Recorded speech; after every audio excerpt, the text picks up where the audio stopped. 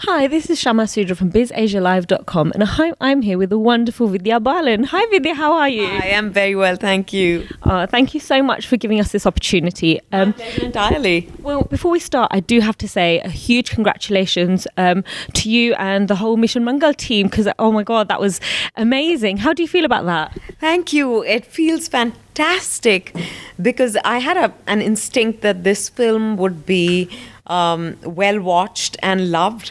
But we've done like 200 crores, which I'd never imagined in my wildest dreams. That feels great. Oh no, it was amazing. And now you've got another really, really big film that everyone's seems to be really, really excited for, even though there's only been sort of like one teaser from it. Now, you're quite known for doing sort of roles reflecting sort of real life, real people. During your research, when you're doing your research and you're figuring out who these people are, when do you realize that, okay, now this is me, I am now this character? That takes a little while, honestly, because I think when I'm reading the script itself, I get a sense of, this part of the character I identify with. But when Anu Menon, the director, came to me with Shakuntala Devi, she just gave me a sketch. She hadn't written the script yet. But, when I read that, I was gobsmacked. I was like, oh my God.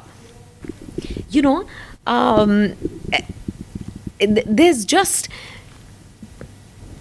You can arrive at 4 by either adding 2 plus 2 or 1 plus 3 or 0 plus 4. So, that's what Shakuntala Devi is all about. She's just the most mind-boggling, multi-dimensional human being there could have been.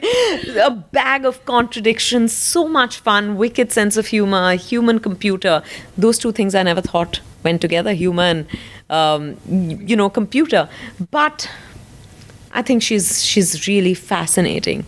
So when I'm preparing for a role, when I was preparing for this role, I thought there were things that I found fascinating about her.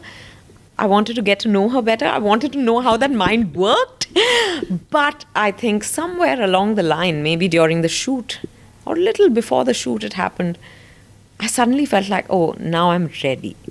That's okay. That's absolutely fine. I mean, like you said, she has got so many sort of different names under her own name. She's a mathematician, she was an astrologer, she was even an advocate of equal rights. Yeah, and she wrote books. She played the flute.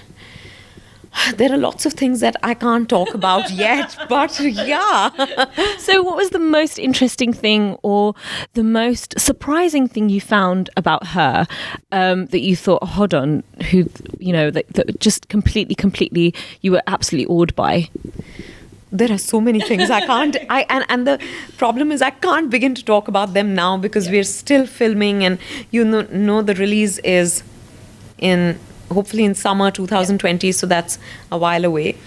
But when you see the film, what we know about her is a fraction of the entire persona. So there are lots of things that I've gotten to know about her, but most importantly, that she lived life to the fullest. She lived like every moment was her last moment. She juiced life out of every moment. I love that. That I think there was an innate restlessness in her. She wanted to do this, that, and the other. She wanted to just live it up. And I think she did, unapologetically, for a woman at that time. Incredible. And you spoke about equal rights, and I think she's an embodiment of that. Yeah, for sure she was. Like it seems like she was sort of the beginning of a whole new sort of era of actually standing up for not only women's rights but equal rights. Yeah, but I think she was probably one of a kind, because after that there seems to have been a lull. I'm sure there were other women who we don't know of who were also trying to do the same thing. But amongst the stories that are known, I think Shakuntala Devi definitely stands out as being someone who, broke the glass ceiling, believed she was equal in every way, believed not only in gender equality, but in human equality. And then I think for a while, we were all flailing. And now the conversation's properly begun. So what do you think that, obviously, like you said, the conversation has begun, if she were alive today, I mean, I know you can't really speak for her, but having stepped into her shoes, what do you think she'd say about sort of, how much is being talked about, human rights and equal rights, and generally just human rights? What do you think you should say to that? She would have just been laughing out loud, saying, wake up and smell the coffee. I did this 50 years ago. There was a little bit of maybe... there was irreverence, there was arrogance in her, which also I like. So she would have balked at all this conversation, saying, it's high time. I think that's what it would have been, because she was a champion of that, way ahead of her time. And she lived life on her own terms, which I think every woman needs to know she can do. And if she did it way back then, we have no business not to be doing it now. That's very, very true. So, what kind of, obviously, as you read about her, as you spoke to people about her, what kind of similarities did you find that in her and within you? I think that innate restlessness is something I identify with. I'm also wanting to, live life to the fullest. Maybe the way she did and I do are very different.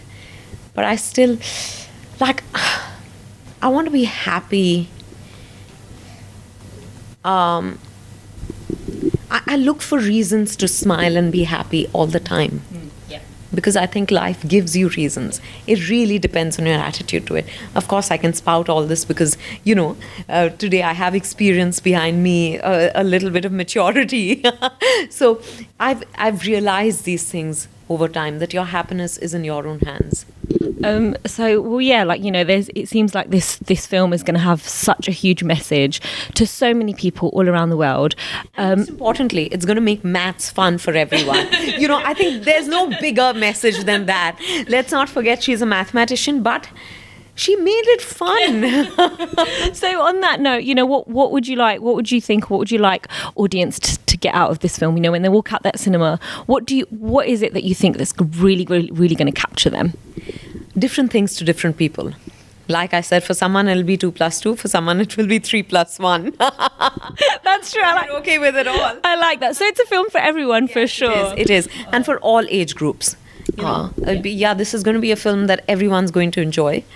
Oh, Vidya, thank you so much for this opportunity again. It was lovely, lovely talking to you. This is Shama Sudra saying, keep watching Bizasia. Add that she used a qualifying statement before the interview, saying, I know you've been doing interviews all day, and my effort is to not make it boring. It was far from boring. Thank you so much.